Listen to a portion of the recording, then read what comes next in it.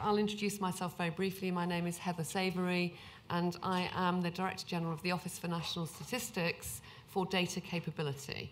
I'm not a statistician, I'm actually an engineer, and my job is to transform the way that we are creating statistics. We've also built a data science campus, and we have a partnership with the Turing Institute, and it's my great pleasure to introduce Sandy this evening. Now, Sandy really doesn't need any introduction. He's been named as one of the seven most powerful data scientists in the world. That was in 2012. He won the McKinsey Award from the Harvard Business Review in 2013. He directs MIT's Human Dynamics Lab. He founded the Media Lab. He's the co-lead of the World Economic Forum for Big Data and Personal Data Initiatives. He has advised more than 50 PhDs, half of whom are in tenured faculty now. And his research group and entrepreneurship program have spun off more than 30 companies, 3 of which are publicly listed. But equally importantly, several of these serve millions of the poor in Africa and South Asia. So he is basically a star. This Turing Lecture Series is about bringing together the brightest minds in data science to investigate how to question. And I think for most people in this room, it's really important to remember that we are pioneers. This data science stuff is new. It's built on maths, computing, domain experience. But we're pioneers, and we're trying to push the boundaries of data science and applications. This is happening, obviously, in commercial companies, but particularly for the public good. So with that, if you're ready. Sure. I would like to welcome Sandy to the stage. He's going to talk to us about better living through trusted data. Thank you very much. Good.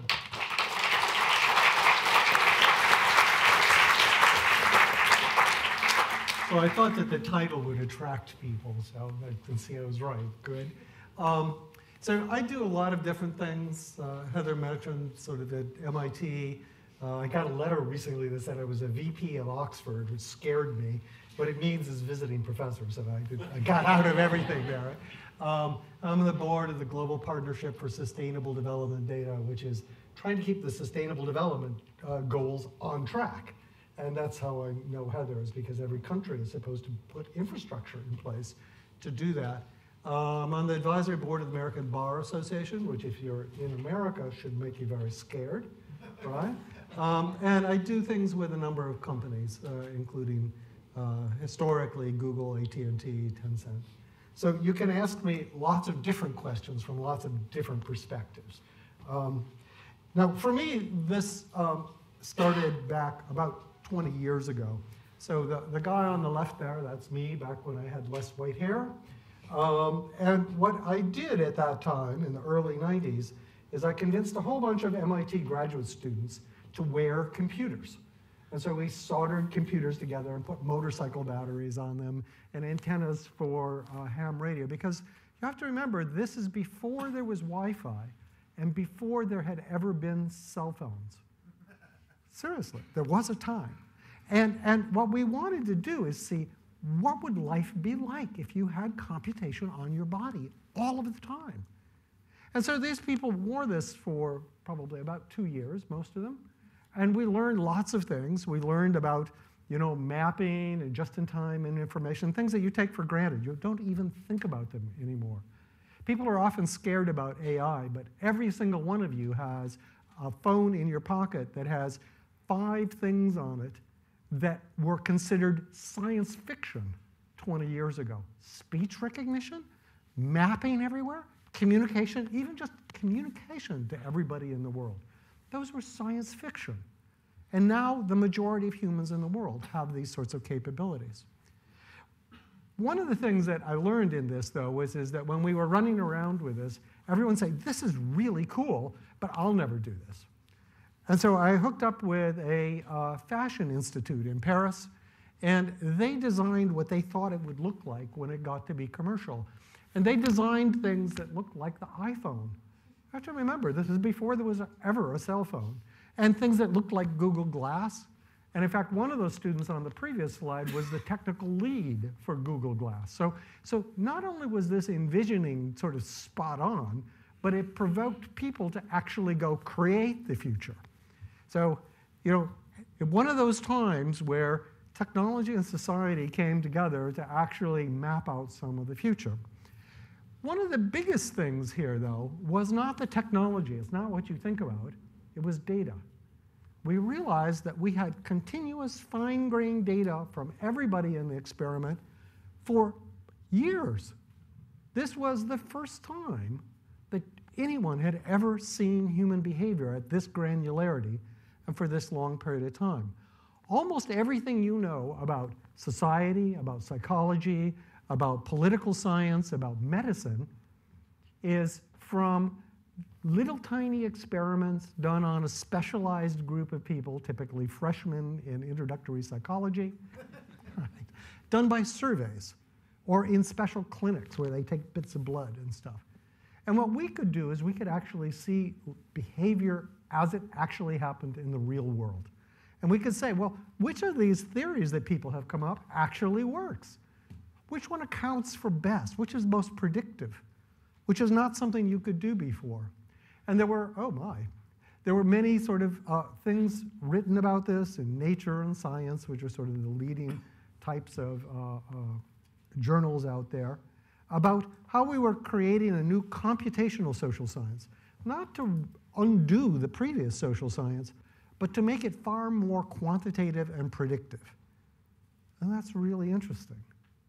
Because as I said, most of what we know about ourselves is not very quantitative. You can't use it to design better organizations or more fair governments or things like that, because we don't know which things dominate. We don't know which things are important. So let's go into the very top. So this is, in my view, the main thing that everybody knows about social science, and it's the way our governments work. We know about this invisible hand, and somehow that makes groups of people determine the right price, the right thing to do. Democracy is an example of this, right? So if we all independently vote, then we get the right answer. Yeah? Now you have some experience with that, and as an American, I have some experience with this too, right? In fact, the literature about thinking this way, this sort of anonymous voting, shows us this is an extremely unstable way to make decisions. Isn't there something that's better?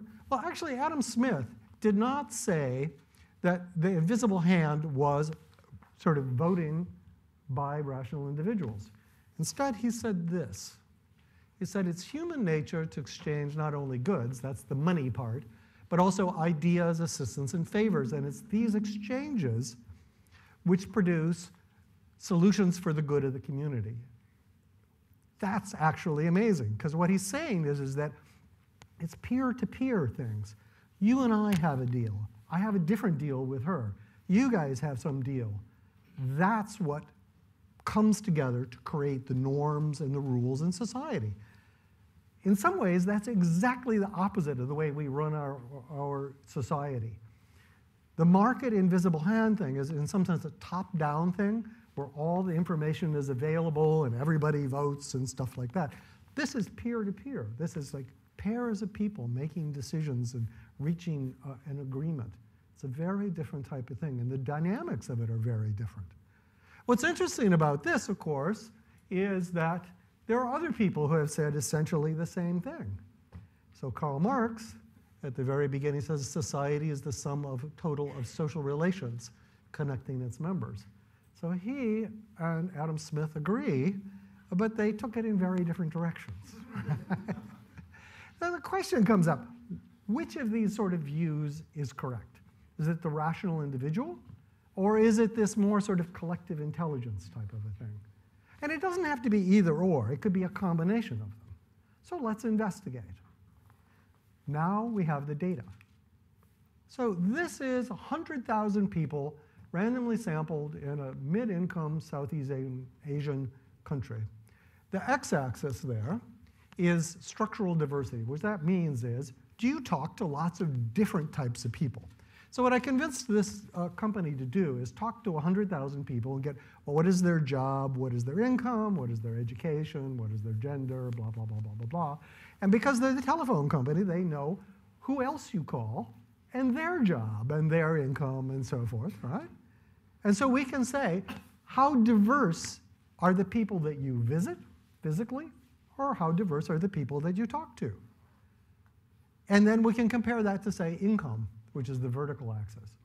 And you see something that they didn't tell you at university, which is the more diverse your connections, the more money you make. Now, that's not necessarily a causal relationship, but it has a strong causal element to it, because we all know and believe that the ability to find new opportunities, to hear novel ideas, to see new things, can result in innovation, and that is the driver of GDP in the long run. Okay, so this seems to be also something that operates in the short term. There are effects in the other direction. So let me point out something, which is the bluish line there, is people with a sixth grade education or less, and the red line is people with a college education or more. And the striking thing is, they're not very different. So that brings into question, what are they doing at those universities? Yeah? And as a college professor, we could have a long conversation about that. There are differences in the two, and some of it is that the people who went through university have sort of a club, and their interactions are much more profitable per interaction than the people who aren't well educated. That's a sort of interesting type of a thing. Okay, so what's going on there? What's really happening? Because I said these aren't necessarily causal. So to investigate that, I looked at an online trading network. It's called eToro. So it's 3 million people who buy and sell a currency. Like they'll bet on the euro and short the dollar, or they'll buy gold and hedge that with the euro, those sorts of things. And what you see is, unusually, you can see what everybody else does. So I can see that you are long on the euro, short on the dollar. I don't see the dollar amount, but I know that's your strategy, and I know that you made 2% ROI, return on investment, in the last week, but that you lost money over the last month, but you've been hitting it out of the park over the last 6 months. So I see the record of people, and I can sort those, and I can see, well, gee, these are the people and the strategies that do best. And I can do one thing more on this platform, which is I can take my money and follow you. I said, God, she's really doing well. I'm going to take 10% of my money, and whatever she does, just do the same. So we have this following relationship where people are acting as advisors to other people, okay? And you would think that what people would do is find the person who had made the most money and just put all their money on that. But people don't, because they're sort of a little bit sensible. They realize that diversity is key. You don't want to just follow one thing, because past performance is no indicator of future performance. So what people actually do is they pay attention to the quality, in other words, the how much money you've made recently, but they also pay attention to what everybody else does. So what they actually do is they say, well, let's find the most popular things, the ones that everybody else has put their money on, and then let's go through those and see if those most popular people match what I'm doing.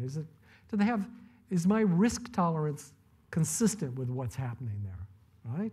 Is this the sort of thing that I think is going to work in the future? And mathematically, when you look at what they do, it's actually just multiplying these two things together. So they go through the list of most popular things, and they evaluate each one, and they do something that, the motivation for this, actually, I got out of order here, sorry, is that popularity is actually a signal of performance in the long run. So if you have a stable situation, people will eventually migrate to the most profitable thing, and that will be the most popular. So this is sensible that they're doing popularity, right? It's not a crazy thing at all. In fact, if you do those two things, what you get is you get something that looks like Bayes' law, which is sort of the best you can do.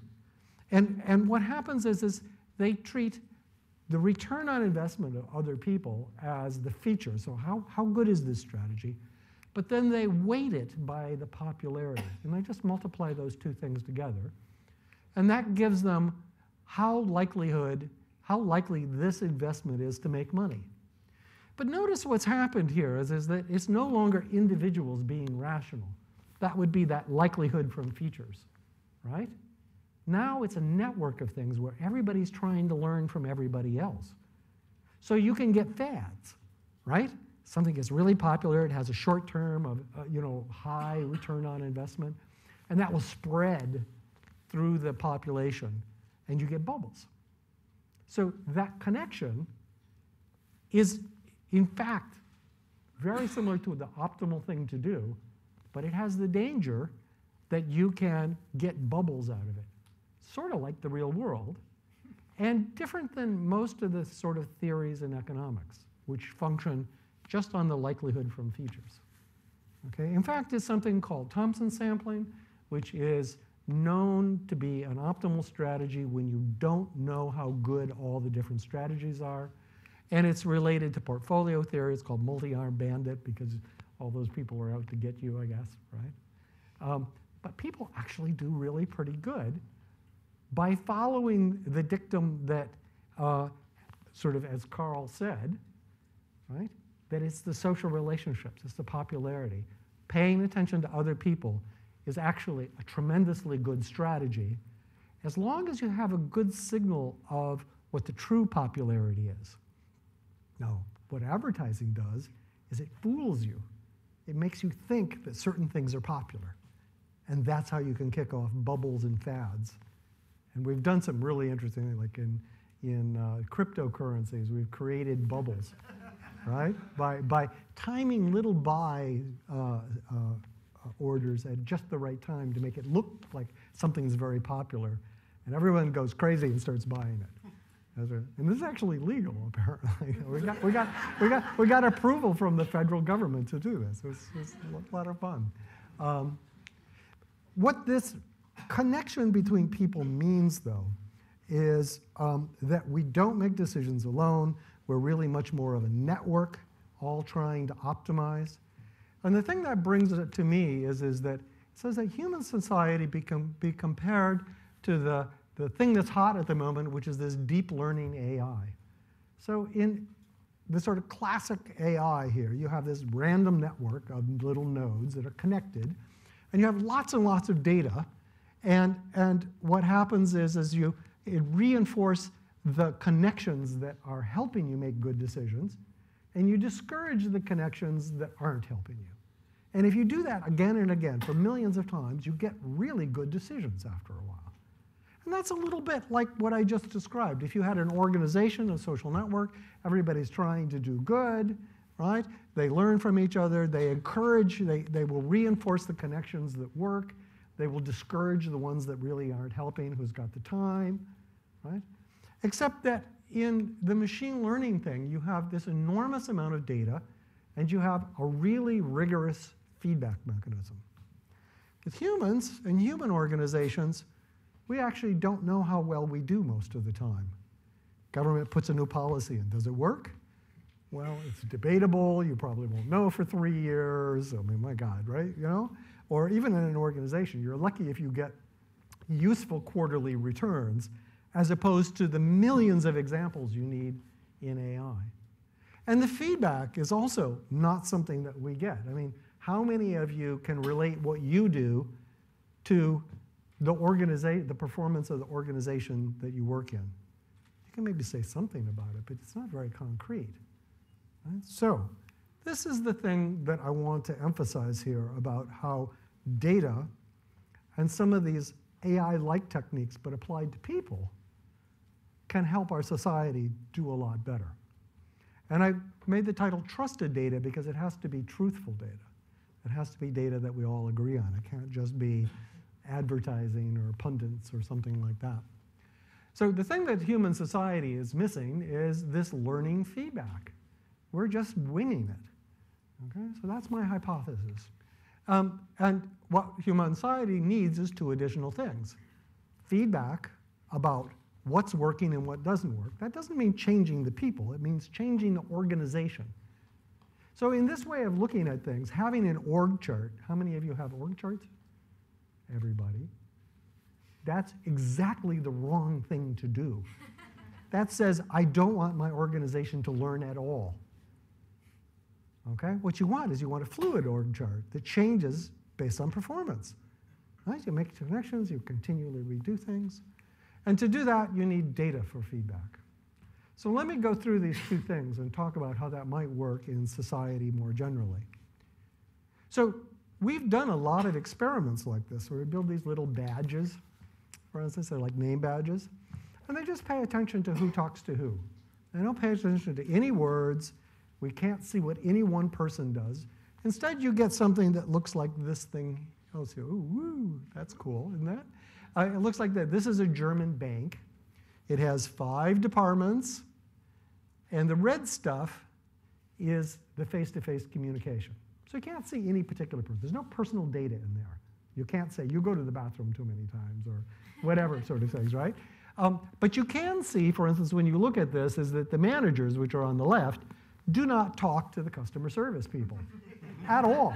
In fact, the customer service people don't talk to anybody. Right? And it turns out the reason is they were in a very different part of the building. So it was a pain to go visit them.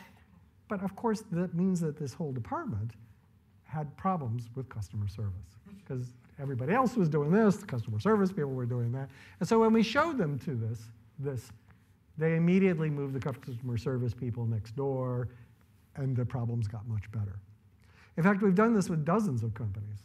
You know, what's the pattern of communication? And we find just showing a diagram like this to people ups cooperation substantially, dramatically transforms information sharing, and makes distributed teams, which is more and more important, act a lot more like face-to-face teams. Because what happens with the distributed teams is you just sort of forget that your mates are over there in Malaysia or wherever they are, and you just don't talk to them. It's bad, okay? This is another example of that. So this, we asked a whole bunch of corporations to go through this exercise of doing predictions about what their earnings, their customer orders would be in the next quarter.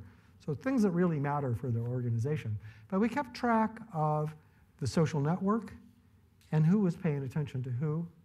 And we asked, what combination of people would give you the best predictions? And it turns out that if you just take everybody, you get a sort of okay answer. So the x-axis here is how much error you have in your prediction.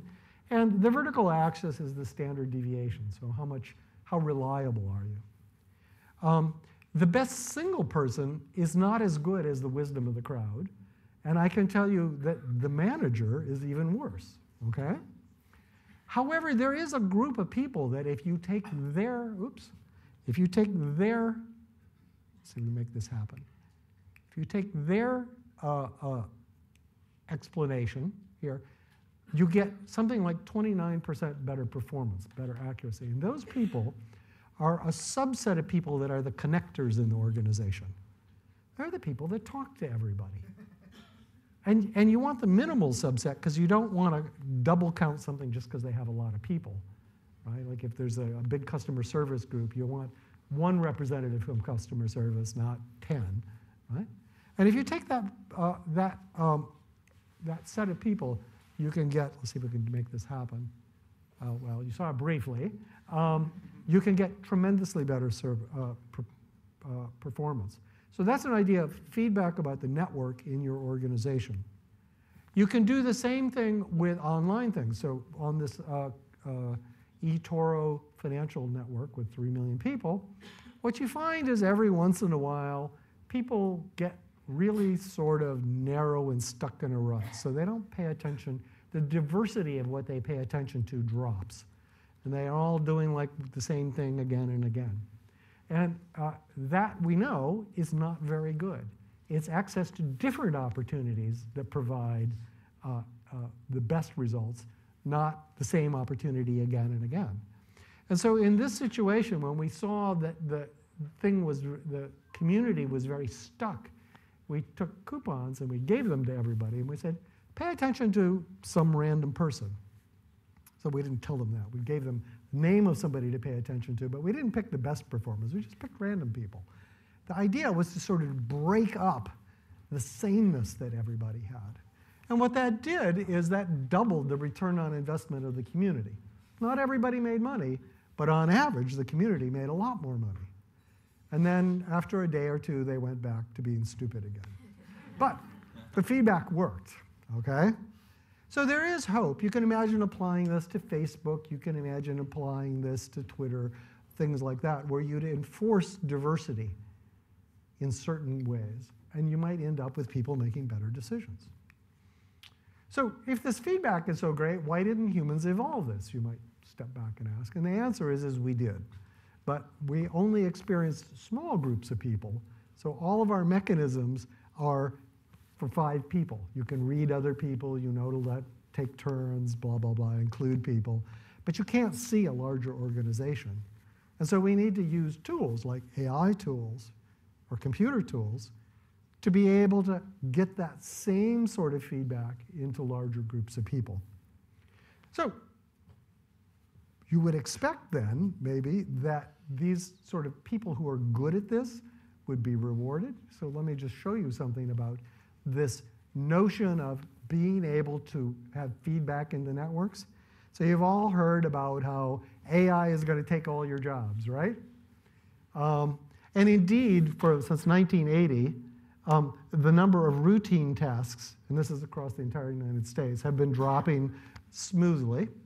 And non-routine analytical tasks, those sort of scientists and engineers, have been rising. But the thing to notice is that even in more demand are social skills, particularly organizational skills. Not only are they in more demand than technical skills, they're paid better. And they don't talk about that. And university and so forth doesn't train people for this. Okay? So you might want to pay attention to this. So this is why, for instance, I run an entrepreneurship program. I know all these brilliant, people who are engineers and stuff, and they didn't know squat about working with other people. So I started a program that made them work with other people, come up with business plans, and they got lots and lots of feedback. So they have to do pitches on this thing all the time, and they get pretty good at it. And that actually helps them as they go out.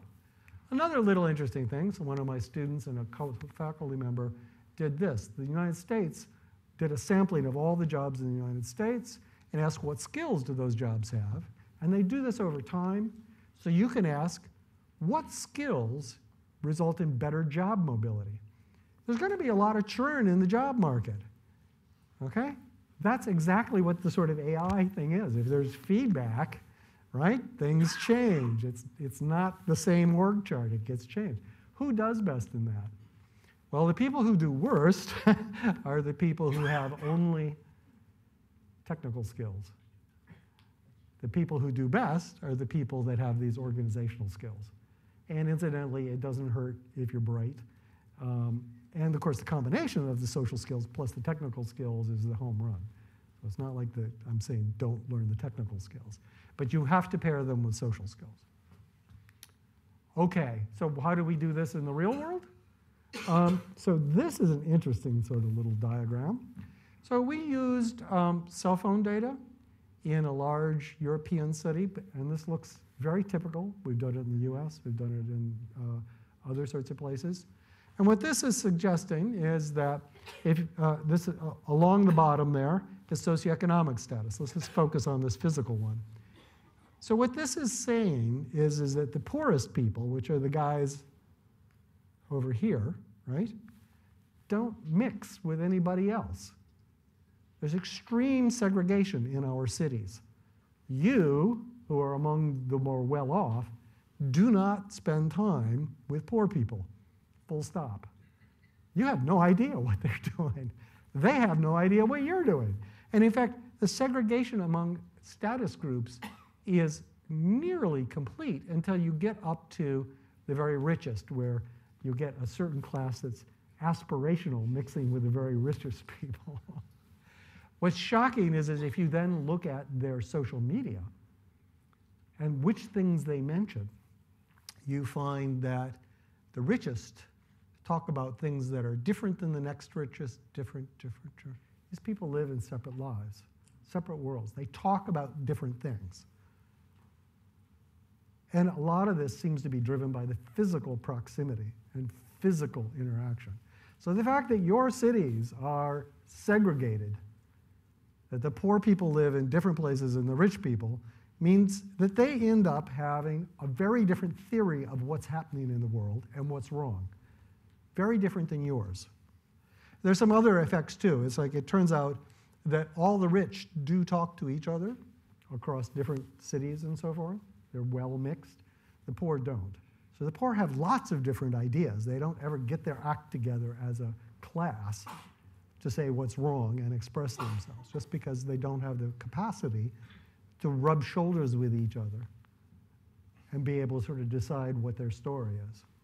You see this in interesting ways. So for instance, in Brexit, this is a paper by some people here at UCL here. You see this little bump that you see in the Leave network that's not as prominent in the Remain network.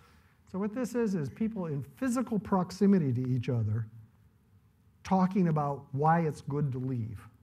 And the physical proximity area is only like 5 kilometers big. So these are little tiny communities, right, that are all talking with each other about their theory of what's wrong with the world. And the Remain people don't have that same sort of physical constraint. And I'm not quite sure where to go with all this, but I thought you might be interested.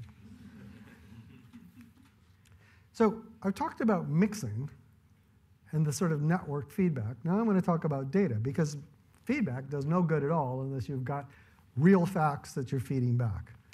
That's sort of the lesson from all this machine learning stuff. So let's do some examples of what data would look like. So some years ago, I had access to the financial data, particularly the credit card data, for about half of the American population, adult American population, 100 million people. And people look like this. They have this central patterns that they do. So the big circles mean these are places that they buy things often. So grocery stores, gas stations, the corner restaurant. And the arrows there are the transitions. So, you know, they buy something here, and then they go there, and then they go back and buy again. And people are enormously patterned. These big circles here account for about 90 to 95% of everything you do. The sort of concrete thing is that if I know the first couple of things you do in a day, I know what you'll be doing at 5 o'clock and with who, with about 90% accuracy. Now that doesn't jibe with the way you think about yourself. And what people also show is this random behavior, very unpredictable, where they go off on jaunts and do things they've never done before. We do it in the evening, we take a little time off from work, we do it on the weekend. And what's happening here is something that's very similar that you see in almost every animal species. It's called foraging behavior. You have to exploit your resources to stay alive and get ahead. So think about a rabbit, you know, every morning gets up, eats berries, goes back to the rabbit hole. That's you guys, it's me, right? We get up every morning, we go to work, we do the stuff, we come back, right? And then every once in a while what happens is that rabbit will not eat the berries. They'll go exploring for other berry bushes. They'll sit the lay of the land, and that's what we do too. That's a common strategy for exploring your environment to make sure that you've got the best deal possible to be able to prepare for disasters. But that has to be balanced against exploiting things, which means earning a living, making sure stuff works. What's interesting is that when people get worried about their future, that exploration goes away. They don't have the energy to do that. And you can actually predict when people are going to get into financial problem by their exploration behavior. You can't do it very well by their purchasing behavior, because you know you have to eat, you have to make gas in your car, you have to go to job, but your exploration is optional, and that changes. Same thing is it changes in a different way when you're sick. When you begin to get sick, your exploration changes. And we have a spin-off company that uses that to watch patients who are in danger. So people with cardiac problems and things like that have a little bit of software on their phone that keeps track of their exploration behavior and gives the doctor a call when they begin to get sick, long before they would show up at an emergency room, which saves money and allows you to fix them and stuff like that. Habits, exploration. So this is the UK. So this is every council in the UK, and we've done this sort of exploration habitual thing also, except we've done it in a different way. So what we have is, along the bottom, this measure of diversity. So that's basically, do you have lots of conversations with people in your district, in your council? Is this a council that talks to each other? Right? So that's like the habitual stuff, the stuff that you do to sort of organize and make stuff go. And do you have relationships outside the council? Do you talk to the rest of the society? Okay, that's like the exploration. So that's where you get new opportunities, is by talking to people outside, the people in your neighborhood, or the people you work together to make things happen. What's really interesting is that if you take these two simple things, and this happens to be from phone data, but you can do the same thing from mobility, like taxi data, things like that, same thing from credit card data. And you compare it to what councils measure in terms of socioeconomic percentile, which is a combination of GDP, crime statistic, infant mortality, and life expectancy, just a simple combination. You find that your communication pattern predicts your socioeconomic percentile. Let me make that really concrete. If I know your neighborhood's communication profile, I know how many babies die. Take that home, right? I know what your crime statistic is likely to be. And I know it quite accurately. It's not like, this is like R squared of 0.84, okay? This is about as good as the official statistics. So seriously, right? It's in that ballpark. So they didn't teach you at this university, did they? They didn't teach me, I'll tell you, right? Interesting. You can do this in other places. In fact, every country we've looked at, this trade-off between exploration and engagement or exploitation of the local environment, engagement with the local community, predicts poverty very accurately. In Africa, in South Asia, in Europe, in the US. It's a part of human nature. So you can use this in various ways. So for instance, recently the US had this big contest. It wants to predict kids who are at risk. All right, so what are the predictors for the kids you ought to intervene?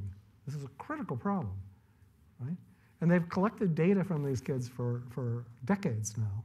And we had a big contest, 3,000 teams from universities all around the country competed on this, and we swept the competition because we're thinking about it not in terms of cognitive terms, but in terms of this sort of foraging behavior, right? In terms of the sort of underlying biological processes that people need to be able to find new opportunities and exploit them. So we've done this in many countries with our partners in Louvain University, former students who are now at Imperial, places like that. And we've done it in Côte d'Ivoire, in London, particularly for crime, Senegal, northern Italy, other places, and discovered that you could do a whole variety of things like this. You can measure a lot about social health. Are the kids at risk? Is there ethnic violence? Is there equality of access? Is there poverty? What's the likelihood of crime in the neighborhood? Without looking at personal data. There's no personal data in this. This is aggregate data. It's like, what's the statistics that's being of this neighborhood, not of the individual? And in fact, we're so good at this. So this is not just us. This is, we set the challenge. We would get hundreds of academic units from around the world to compete on this, to look for, could you break this and actually determine things about people, individual people? What else could you do? Turns out you can help the healthcare systems, you can help the electrification, you can do all sorts of stuff, and you can do enough stuff that we were able to work with our partners to be able to convince the UN to include these data goals in the Sustainable Development Goals. So the Sustainable Development Goals charge all the countries around the world to use these types of techniques, together with satellite data and many other sorts of data, to be able to measure these sorts of properties, to be able to make government more transparent and more accountable. Because these things can be done weekly for pennies. Right? It's not expensive. Look, if a university can do it, it's not expensive. Right? So that gives an opportunity. And you can say, and people do regularly, that, well, great, so the UN is doing this. People are just going to ignore this, right? But you also see movement in people like the World Bank to be able to condition cash flows, aid, loans, based on these social measurements. And money does talk. So there's a hope that you can begin having much greater transparency and accountability backed by the hammer of cash, right? To improve government around the world. And we might actually figure out how to have better government as a consequence. So I'm getting towards the end here. So I've talked about how feedback can help us organize ourselves better. We're not talking about changing people's brains or, putting wires into us or anything. We're talking about just the organizations working better, and that can be data-driven, and that the data needn't be personal data. It can be things that could be open data. And in fact, that's the sort of system that we build, okay?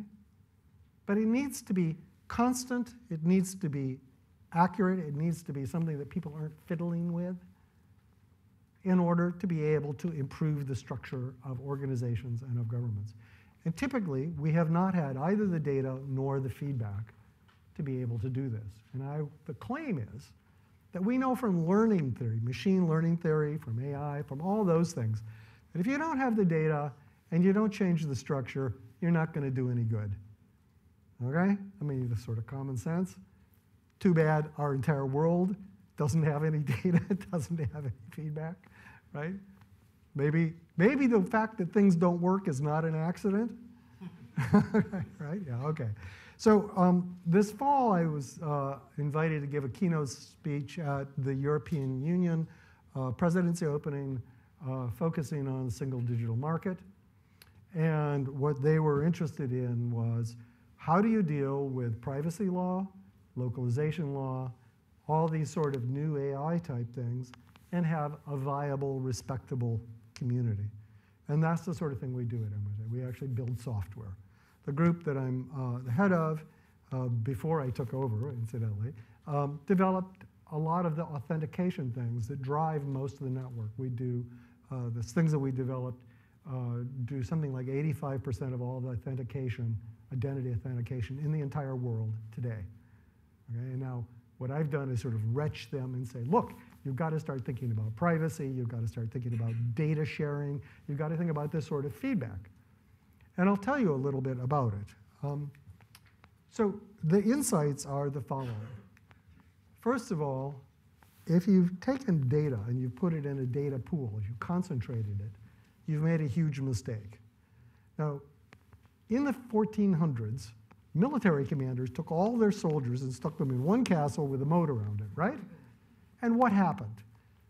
Somebody on the inside would always get bribed to open the back door, right? Or something, they'd knock a little hole in it and then the whole thing would go, right? Don't put everything in one place. Defense in depth, okay? We haven't learned that with data yet. The way to, let me go back a second. So the way to do that is, rather than putting all the data in one place, which is sort of a natural human way to think about it, what you can do is build a system where you leave the data where it's collected. So if you have telco data, it stays with the telco. If it's bank data, it stays with the bank. You don't move it around. You don't expose it to additional risks.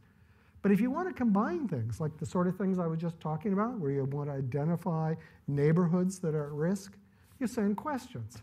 You say to the telco guy, how many calls does this neighborhood have internally? How many externally? Oh, this is a neighborhood at risk. You haven't said anything about any particular person. You haven't moved the data. You haven't made exposed the data. So you can make systems that do really good things by just asking questions, okay? You do want to keep track of the questions because, you want to know what it's doing. People often talk about data and AI, and they talk about discrimination and oppression and all sorts of things. Those things can happen only if you don't know what's happening and the humans aren't in charge. So when we build systems that have humans, that have tools, that watch what's being asked and what the answers are, and continually tells us, is this discriminatory? Is this doing what it ought to do? Is this better than the human system? That last question, incidentally, is something that we ought to be doing today. Forget AI. Do you know how good your judges are? Do you know how good your bureaucracies are? Your regulators? No, you don't. And the reason is you don't have an indelible log of what data they made decisions on and what the decisions were. If you did, you could evaluate how well they're doing. We need to do that with data systems. And blockchain, got to have some special sauce. Everyone know what blockchain is? Oh, so got to invest in that. It's the new technology, right? Don't worry. Got to have that, so we got it. The big thing is you never decrypt data. So if you look at the Snowden papers, which are about what the National Statistical Office does, National Security Agency does, what you see is they were never able to break data that was encrypted. But the moment you decrypt it, they steal it. So you have to be able to compute on encrypted data. In computer sciencey things, there's a few things like that, like homomorphic computing, which isn't quite ready for prime time. But there's something called secure multi-party computation, which has been around for 20 years. And recently it's gotten very efficient. And you can use that to do something amazing, which is you can have distributed encrypted stores of data. And you can ask questions about that and compute answers without exposing the data at all. So let me give you two examples. You could have asked all the banks in the world, how much of your investments are in credit default swaps, those mortgage things that blew up the world in 2008, right? Because they didn't know. The reason they didn't know is they couldn't share that with other banks. It's private data, it's customer data, it's proprietary. But using this technique, you can actually compute things like that without exposing who owns what and so forth. All you get is the average number. Or, this is a little more sort of close to home, how well does your local hospital do? Do you know? No, I don't know either. Why? Because they try to protect that, and they claim that it's privacy. But using this, you could actually get statistics about things like that without exposing patient data, because you never decrypt it. It's not possible to tell. So that's pretty. And we build systems now where we get data from various sources. We do these sort of things where, for instance, mapping poverty, and we have people overseeing the whole thing with tools to make sure it's doing the right thing constantly, right? The humans are in charge. The humans are asking, is this discriminatory? Is this going the wrong direction? All those things we should be doing with our bureaucracies and don't, okay? I just want to sort of emphasize that, one of the reasons our world doesn't work so well is that we don't have the oversight and the feedback that we could have. So we are deploying systems like this in several places. Currently, we have deployments funded by the government of France, in Senegal, and in Colombia to combine telco data, bank data, possibly transportation data, government data, into an open data. This is like a census map. It's that neighborhood by neighborhood thing. So that you can see poverty, so you can see ethnic violence, you can see inequality. Everybody can see it. Now, you've done a good job here in London of opening up the government data. And now what we're doing is we're taking it the next step further to do it at a national scale and to include private data. And I think that's actually the big win, is can we include private data as a public good? And surprisingly, companies are willing to do this. And the reason is that that sort of data is not terribly valuable to them. And if people get used to the fact that data can be for good, the companies hope that then they can do more granular versions of that for planning where to put stores and stuff like that. So they think that may open up a market. I'm funded by a number of people, Orange, This is the one for the deployments in Senegal and Colombia. So Orange is helping, the World Economic Forum helped. We have former students now at Imperial. The main funding comes from the French government. We have partnerships with Microsoft and the UN and all those people, right? So there we are. This is the sort of final slide, and then I'll quit. So these are the sorts of reactions to these trusted data systems that we're building. So the head of the big data initiative within the UN Secretary General's office says, this is going to change the world. Well, we hope so. I like the one from the chief technical officer for the US Department of Health and Human Services. It's a little more earthy, shall we say. Our health, you may not believe this, our healthcare system in the US is far more screwed up than yours. Okay, it's amazing. And the thing that's important here is that to understand a lot of this is this comment from Larry Lessig, who's like this star in the Harvard Law School. It says, these techniques that we've developed make it possible to use and maintain data without holding it. That means the fact that you're not holding it means that you can't see the personal data. It's just not there. It's all encrypted. You never get to see it. You never get to see the proprietary data, say, owned by the hospital or the doctor or whoever, right? But you do get to ask about averages. Like, for instance, does this procedure actually work? You go into a hospital and they say, you should do this. Does that work? You don't know. They don't know either, which is really scary, right? Because they can't share the data to collect those sorts of things. Same's true in the financial sector. The banks don't really know what's going to hit them. They know there are bombs out there, but they don't know where they are because they can't share data. They're weird things. I can tell you all sorts of stories, right? But they're weird things they do, but it doesn't really work. And so what this is an effort to be able to create a world of trusted data where you can actually ask these questions, where you can get feedback and change the organization. I think that's the big thing. You can play with it. You can go to trust.mit.edu, talk about the technical stuff. There's links to other things there if you're interested in. Thank you.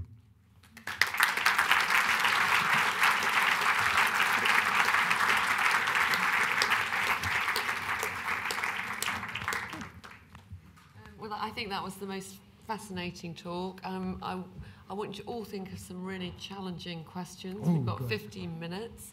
And I'm going to introduce you now to Daphne Ezer, who is a Turing Fellow who's going to be hosting the Q&A session. Daphne is a serious studier of computer science and biology. She's got a PhD from Cambridge, and she's doing some really fascinating research at the moment on the impact of climate on plants and climate change on plants. And she, next month, will have literally thousands of classes of school children through the BBC Citizen Science campaign growing spring onions for her.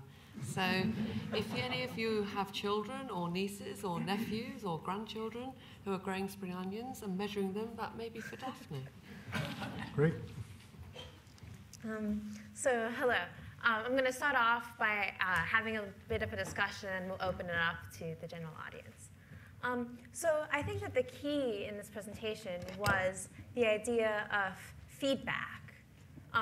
But in organizations, do we really know what our objectives are? Like in a society, we don't have like a unified theory of ethics or justice. So how can we identify what data is most useful for feedback in organizations? So I think you put your finger on something that's really critical. I was just at this thing with the Royal Society and the sort of equivalent in the States, and it was about AI and jobs. And of course, the question really is, are jobs what you want? I mean, maybe jobs are bad. Jobs are this notion that we got in the sort of industrial revolution that you can be this cog in a big machine, and you do that for a certain number of hours a day, and then we give you some money, okay? Frankly, that doesn't excite me. I'd rather have a more flexible life. So maybe the concern should be, how can we make AI free us from jobs? Well, but it's a discussion about the ethics and the goals and what we want. And that should always precede any of these other conversations. What is it we want to do? I would like to make the world fluid enough that we can, the organizations, fluid enough that we can meet challenges like global warming, things like AI, things like international conflict of various sorts. Currently, our organizations, our societies are failing at that because they're sclerotic, they're frozen. What we need to be able to do, in my view, is be able to have an evidence-based approach towards reinventing ourselves to meet these challenges. Mm-hmm. But then on the other hand, there's what's a system of AI that has feedback, fast feedback, and that's, you can think of like high-frequency trading, and that's kind of exploiting like local patterns, and it misses the big picture. So how do we kind of create a feedback system that doesn't turn us as a society into just basically like high-frequency traders for boosting our organization? So high-frequency trading, so there's a misunderstanding there. High-frequency trading are things, they're little robots that people put out there. They don't actually look at the data very much. Somebody comes up with a strategy that in back testing worked, and they deploy it, okay? So it's like having a robot, doing something again and again and again, and occasionally they make really bad errors. The more interesting thing is to look at hedge funds. So hedge funds are the ones that make the robots, right? Yes, well, what do? Well, what they do is they bring in all sorts of data, every bit of data they can get their hands on. They try all sorts of AI, but they also reorganize their human organization constantly. So they're reallocating what people do, what AI they use, what data they use, how they organize themselves. Nothing has a lifetime more than 6 months. Most things are 3 months. And it's based on the fact that they have lots and lots of results so that they compare what's the best organization. And they haven't like ironed out all the bugs there. But that's the best in the world right now. It's not an AI-only trading thing. It's not humans all without any AI. It's this thing which is a continuously adaptive organism that includes some AIs as tools, but humans reorganizing themselves constantly. Mm-hmm. And if humans kind of have access to all this feedback and data, how can they make sense of it? I guess if you have data about all the different organizations and communities you're a part of, how can you kind of prioritize your action? Well, there's two types of things. One is that what you're talking about is exactly what entrepreneurs do. It's exactly what they do. They look around and they say, where is there an opportunity for me? Right? And they try to correlate everything they can and come up with a strategy. And people talk about, I don't know what quite the language is here in the UK, but in the US they talk about pivoting, changing direction all the time. Anybody who's successful changes direction in the startup world. It's like that, okay? People also say things like, oh my God, how am I going to keep track of all of this stuff? Well, let me give you another example. Finance is really complicated. And you know what? I don't do my own finance. I have a bank, okay? And my bank does something. I'm not quite sure what it does. But it's got insurance, and feds inspect it and make sure that it's safe and stuff. And they take care of my money, okay? So I want someone to do that for my data also. And in fact, I know who to do it. So in the US, but also here, you have these community associations. They're community banks in the US. They're called credit unions. But what it is communities decide how they want to handle their money. And actually in the US, and I think also here, they're chartered to manage your information also. God knows why that happened, because the legislation was written back in 1890 or something like that. But there are these things that are legally chartered to do that. And I want somebody to handle my data because it's too complicated, just like my money. Mm-hmm. And if communities are kind of making decisions in this way based on social networks, is there a risk of like a mob mentality, like a Salem witch trials or something of this nature where the network kind of comes up with like the wrong answer and everyone agrees? So what machine learning, mathematical learning theory teaches you is that you need to explore lots of different solutions. There's no way to get to the best solution just directly. If there were, everyone would just do it, right? So what you need to do is you need to have communities exploring lots of different solutions, and they need to keep looking over their shoulder at the other communities and adopting best practice. So they need to pivot, they need to change. They may say, well, gold is the right thing to do, and it's going to turn out that they don't make a lot of money doing that, but it's pretty safe. And they may look at covetous at the neighboring community who's doing bonds or some, I don't know, and say, well, actually we should get out of gold because they're doing better than us, right? Okay. And so that sort of learning from each other, experimentation, is what needs to happen. The world's complicated.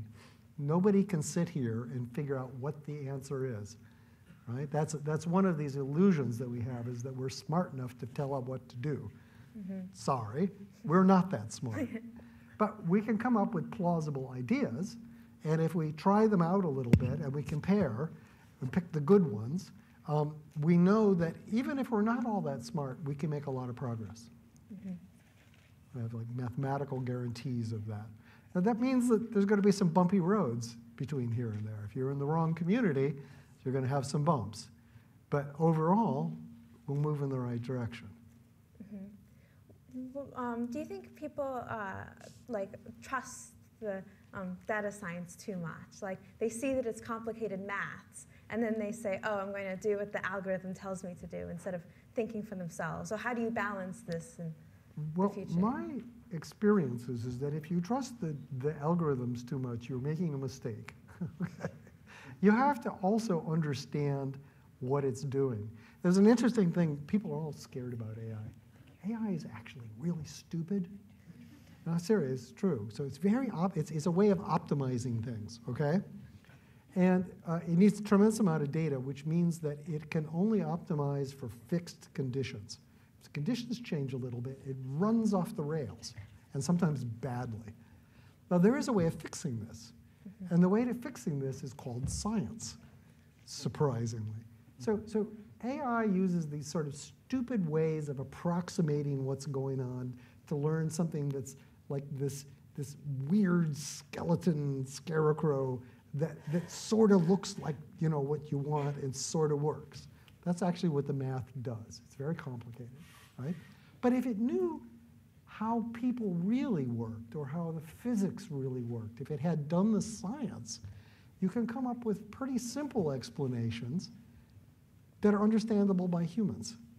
Not all the time, but in the foreseeable future, yes, absolutely. So what we need to do is improve AI, and we need to do the science to be able to understand why certain things are working and certain things aren't working. Don't trust the AI, that's stupid, okay? Try and figure out what's going on, and that figuring out and optimization and experiment thing, that's why science actually works. So what I'm really saying, right, is that, you know, what we need a world that does a lot more sort of local science. All the communities need to get a little bit on board about this. Don't just lay back and do what somebody tells you. Try and figure it out for yourself.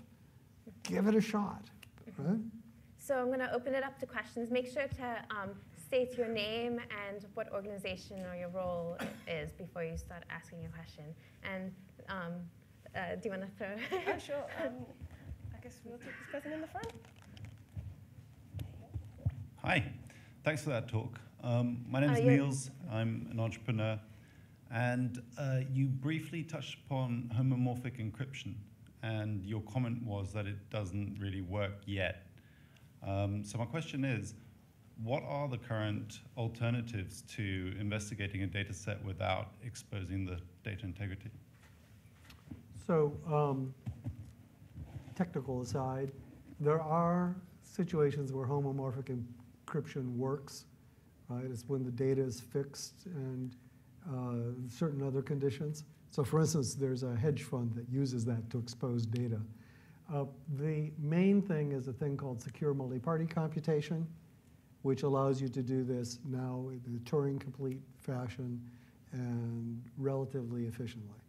And that's what, for instance, the military uses, because they don't want people stealing their data. and they're pretty serious about it. So, Okay. So she's in gentleman charge. brown. Okay, you're going to pass it, or should I give it a... My name's Chris. Just want to say, firstly, what an extraordinary talk, and your work is absolutely blowing my mind. So thank you so much for what you're doing. Thank you. My question is a simple one, which is how were you gathering the data in organizations on that face-to-face interaction that you were showing? So the data there was, we have these little badges that we build. They're like name badges. And they pay attention to where you are, who else is around, uses infrared to do that. It has a little microphone. It doesn't listen to the words. It just says noise, no noise, okay?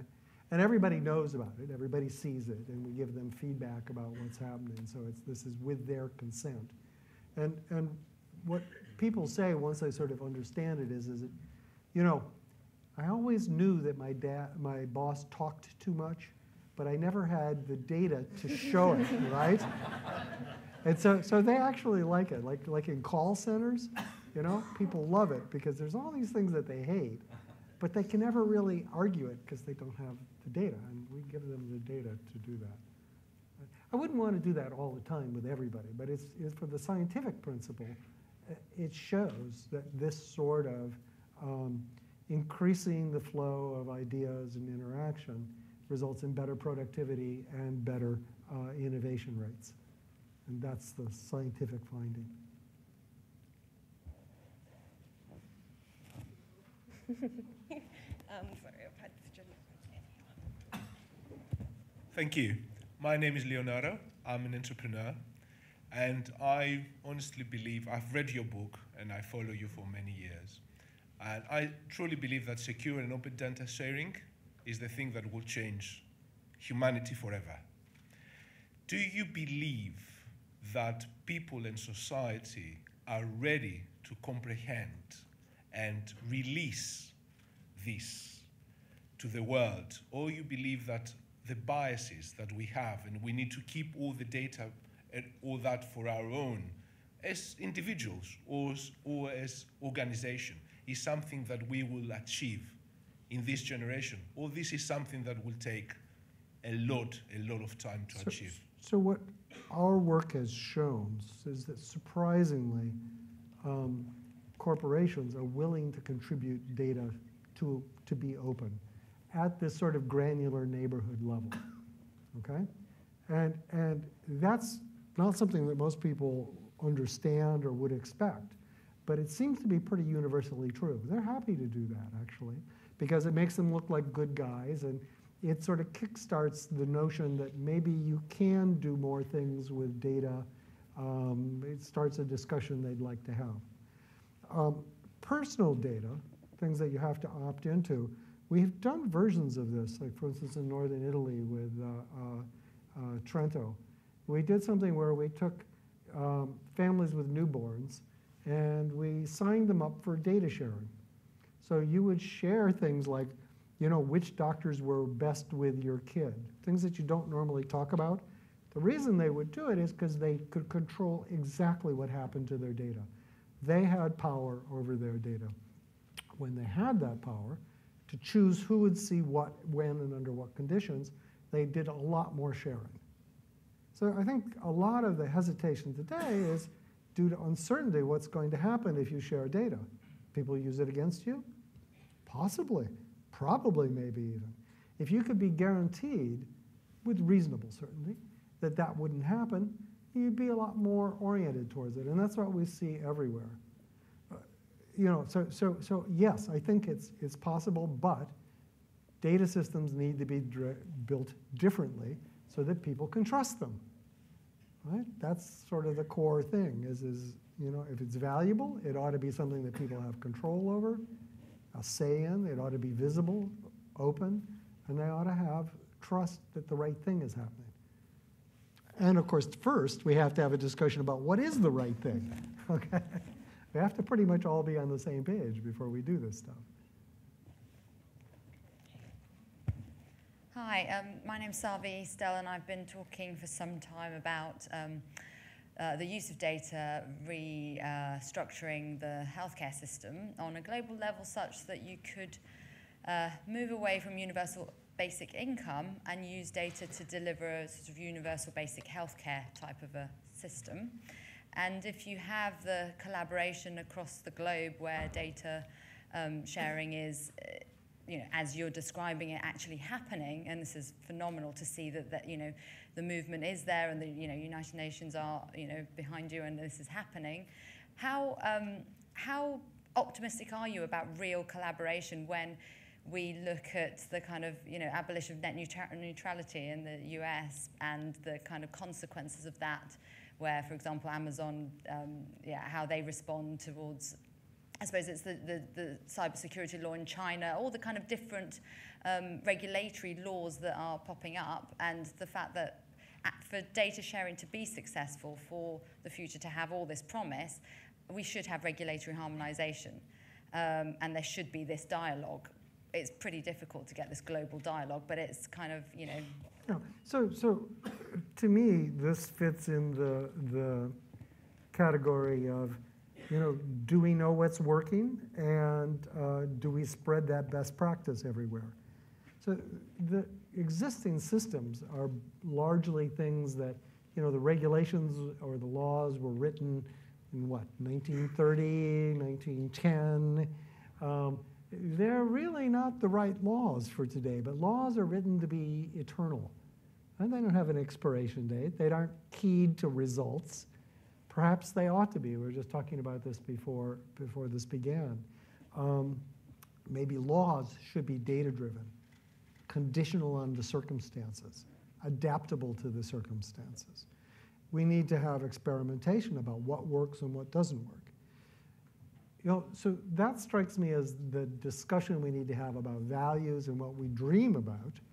And then you come to the reality of where are things today. Well, things are today, there's a lot of stakeholders that aren't willing to give up their current advantage. And there's a lot of things that you talk about at national scale that are causing problems, let's just say, okay? If we can get to a world where some of the world is much more fluid and much more responsive to how things actually work, and not so programmatic and this is the law forever, right? I think eventually you'll see people noticing that works better and sort of quietly changing their own law. It may take a long time, right? Okay, one more question. Yeah, you're sort of right-hand centric here, yeah. I've apparently been handed the microphone. Hello, I'm Timandra. I'm a writer. I'm definitely not an entrepreneur. I thought that was really, really interesting, and I'm really interested in the way you seem to have found technological solutions to the problem of how do you keep individuals' data private while being able to get insights from the big picture. But I have a couple of qualms always when you stop looking at let's use data to assess what's going on and start making predictions. And especially when then what's basically population level prediction is kind of reverse engineered onto individuals, and there are a few examples where that happens. So, because it seems to me then you actually lose sight of principles, which are the things that laws are based on. The law that you shouldn't kill somebody is not a data-based law. The reason we don't have corporal capital punishment here is nothing to do with what works. It's that we've made a principled ruling there. So I disagree. How can we guard against predictions being taken from data and applied to individuals in a way that's unjust? So the examples you give of capital punishment and things, I think that's actually an example of something where over a period of centuries, people noticed that it really didn't do a very good job, and it caused a lot of bad side effects. So let's just get rid of it. And of course, it wasn't stated that boldly, but I think that's the story of individual emancipation, which has been going on, for instance, in this country for most of 1,000 years, right? Individual rights. We sort of figured out that if you let people be free, you get better results than if you enslave them all, right? It wasn't an obvious thing. It took a long time to sort of do the evidence-based stuff. So, but that's not really the question you're asking. The question you're asking is, how do you guarantee individual rights and so forth? And I think that has to do with us having human oversight about any of these things.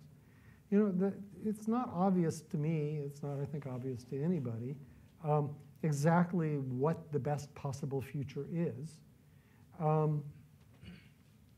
And, you know, I think we need experimentation. And I think that we need to have humans involved in making those judgments. I can't tell you what those judgments will be. You know, we do kill people sometimes. It's called war. Sometimes it's police actions. You know, so those are judgments that even in this society you make. I'm not testifying that they're good. I'm testifying that it's not as simple as all of that.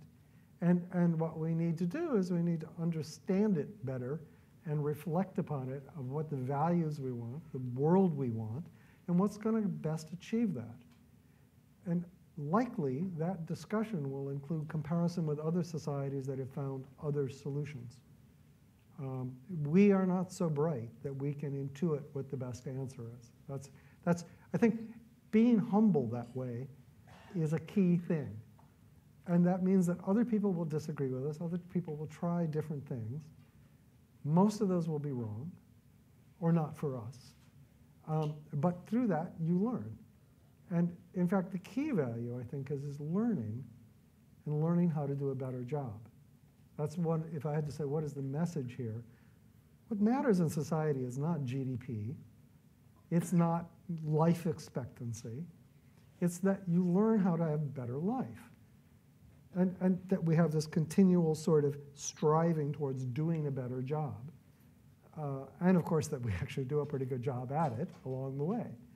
And I'd sort of put that out as a sort of a restatement of what we really want to do. That's a little radical.